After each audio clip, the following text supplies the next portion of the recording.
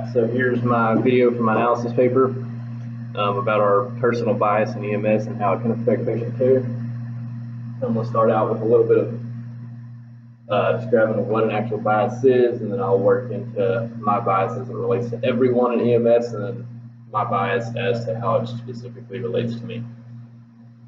So we're going to start out, what exactly is a bias? Well, the way I view it, in our brain we have cognitive templates, which we put everybody whenever we make our first initial impression, like you always hear. The first time you meet somebody, it's a big seller how that person is going to feel about you. So I imagine little boxes and say you meet this person and they're like, even races, like you can put like races into this box, you can put hairstyles into this box, you can put sexual orientation, all kinds of stuff in different boxes, and though that's where you go to find your views about that individual person.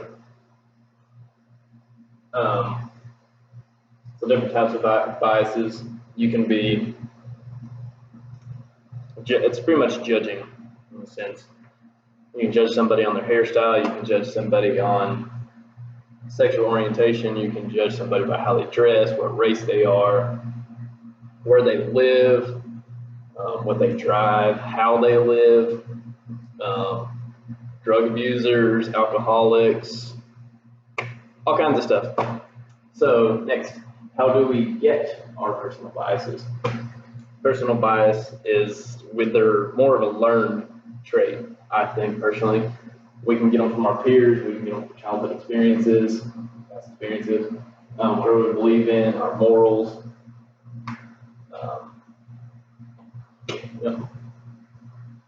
How does this affect care for our patient? In EMS, if we get a patient and we have our own personal biases, we may not even know that we have a personal bias towards that individual person. We may have multiple different biases against different groups of people. But all in all, that can actually affect your patient care because you may not listen to them or believe them or even comprehend it or even care for that individual person. You may never even notice them.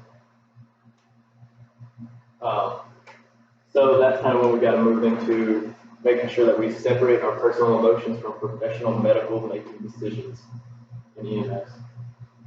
I read an article and it was talking about maybe one reason why we have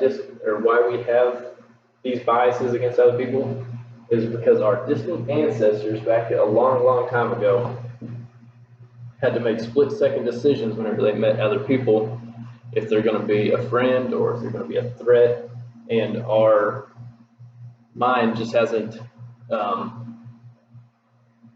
updated to switch that over to where we're not looking for immediate threats or friends and foes or anything. We're just putting them in different templates.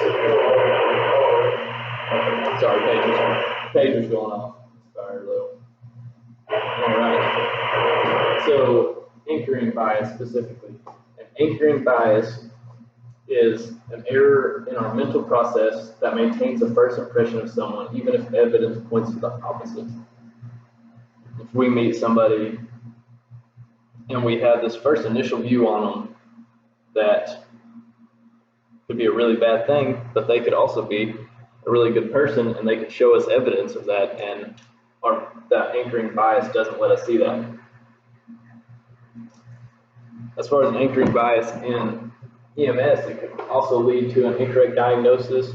It could take longer getting to the correct diagnosis because we're not listening to them and we're getting tunnel vision.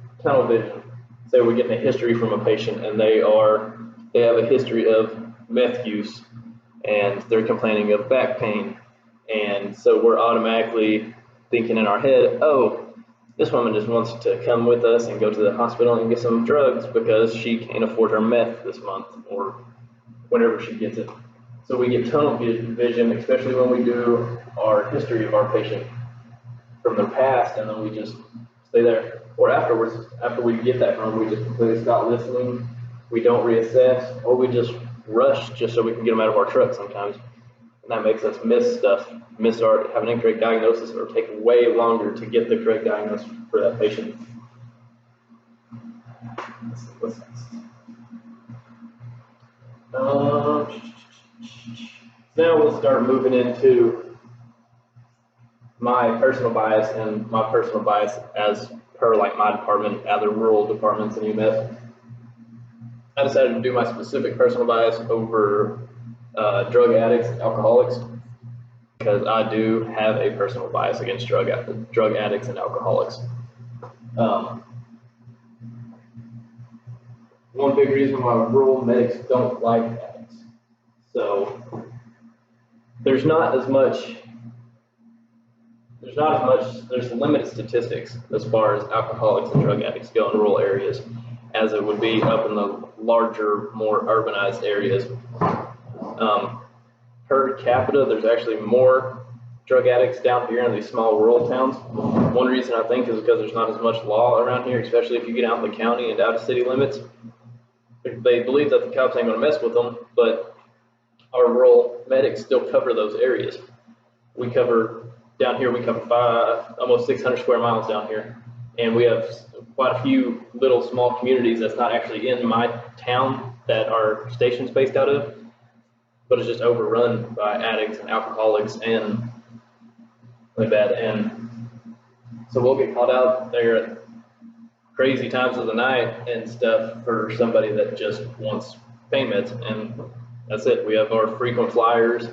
We have the same people that we go to all the time.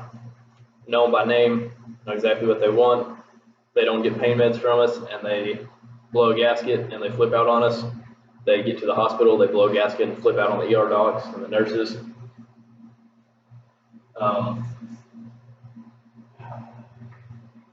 So a few statistics here. In Oklahoma, 20.1 of every 100,000 deaths is from alcohol and drugs. And addict seeking treatment as of last year was actually down 83%.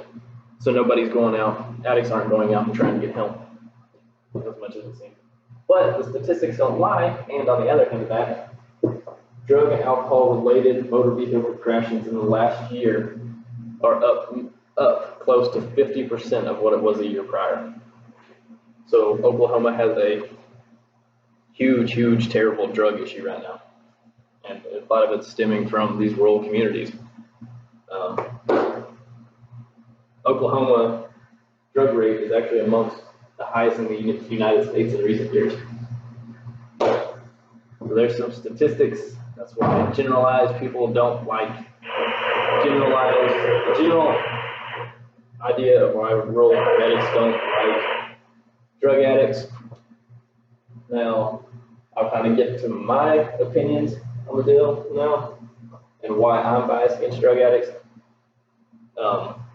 I've personally had family members that have been addicted to drugs and left the family, never seen them. I've had a family member die from drugs. I personally think it's a lifestyle choice and that it's not a disease. That's just me. I know literature says something different, but I've seen it firsthand. About a year or two ago, whenever I was still working in the ER, we had there in Chickasha, we had drug addicts coming in all the time. I worked night shift. We had drug addicts come in all the time. I had this one specific lady that would fake cancer just to come in and get pain meds. She would cry, scream, come in a wheelchair, looking like she's fixing to die, and crying and screaming.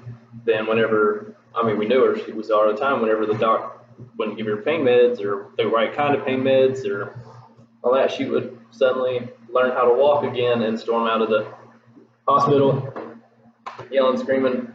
I've had grown men beat up some of my nurses there in the hospital because they didn't get their drugs. Out here at my station where I'm working at, I've seen terrible child neglection cases because their parents are drug addicts was the biggest reason. I've seen local teenagers here get killed because of drunk drivers, people on alcohol or people on drugs. We've worked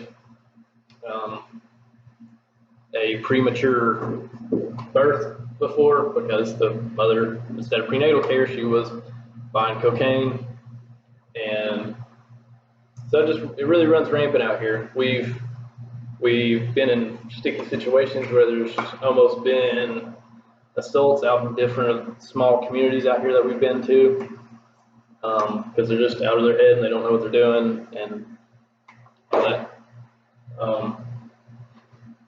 So how can we eliminate biases? We can't actually completely eliminate biases. There are ways to control them though, by trying to figure out what our biases are, trying to figure out what our triggers are for our personal biases, and just trying to keep them at bay. So in conclusion, even though we don't believe with a lot of these people's lifestyle choices and all that, whenever EMS is called, we respond and we go help. And we knew this coming into EMS that this is going to be our bias is going to be something that we might end up running into. So the basis of EMS is respecting all people and providing good care, not being substandard in our patient care. So in conclusion, if we're working EMS, respect everybody, treat everybody equal, even if we don't agree with them. Thank you.